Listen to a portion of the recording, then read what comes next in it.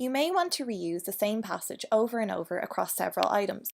Rather than creating the same passage time and time again, there is an easier way to do this, by using the shared passage option.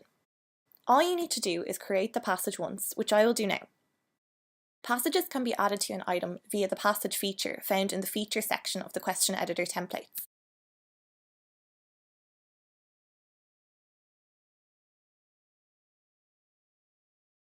Now when I want to use this passage in another item, I can click on this 3 horizontal dot icon on the item edit page.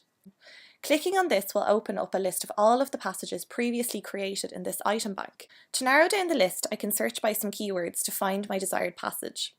It is also possible to view the passage before it is added to the text, by clicking on this eye icon to the left of the passage. When you find the passage you want, click the checkmark button to add it to the item.